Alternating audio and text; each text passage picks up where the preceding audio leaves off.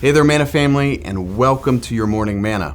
This week we're talking about having an attitude of gratitude, and we're reading through this chapter, Psalm 100, and it gives us 6 imperatives in this tiny little chapter, just practical ways that we can give thanks to the Lord. And so far that we've learned that we can make a joyful noise, we can serve the Lord with gladness, and today we're going to look at the third way we can give thanks. Let's pick up on the second half of verse 2. This is what it says.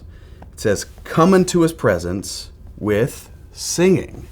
Come into his presence with singing. Now, I don't know about you. This, to me, sounds like one of those more obvious ways that we can give thanks to God. But just because it's obvious doesn't mean that we should sweep it under the rug or blow past it. I think there's something to be said about how we use our mouths, specifically as it regards music. I think there's something powerful there. And especially as it relates to public worship. I mean, think about it. We don't just write songs about anybody if they're not important. I mean, especially in biblical times, musicians, they would gather and they wouldn't just play for anyone. They would play for nobility and royalty and kings. And they would make songs about the legendary figures. And they would tell their stories about their wondrous deeds. So singing songs was just one way to bestow honor to someone and keep their legacy alive throughout generations. So when the psalmist tells us to come into his presence with singing, he's not just telling us to sing any song.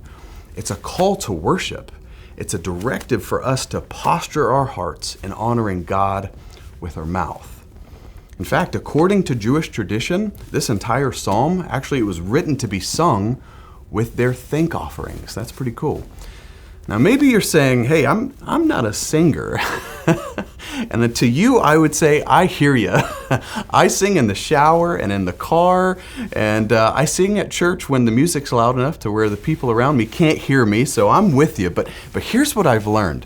Using my voice to sing to the Lord, it's not just an act of worship for the Lord, but it's also an exercise in humility for me. By humility, I don't mean because I'm being humiliated because my voice is bad. No, what I'm saying is it's an act of humility for me because I want to offer everything I have to God. And in some of those areas, I'm talented, and in other areas, not so much. But either way, He's worthy of whatever I have to offer. So if singing is just one way that I can give thanks to God and really cultivate that attitude of gratitude, man, then I'm happy to do it. It's just as much for me and my heart posture as it is for Him. Now, I'd love to hear from you guys. I really want to hear you comment and engage with this video. Some of you are singers, and I definitely want to hear from you, but whether you're a musician or not, I want to hear what are some of your favorite worship songs. Put it in the comments down below. I can't wait to see your comments. I love you guys, and I'll see you tomorrow as we continue.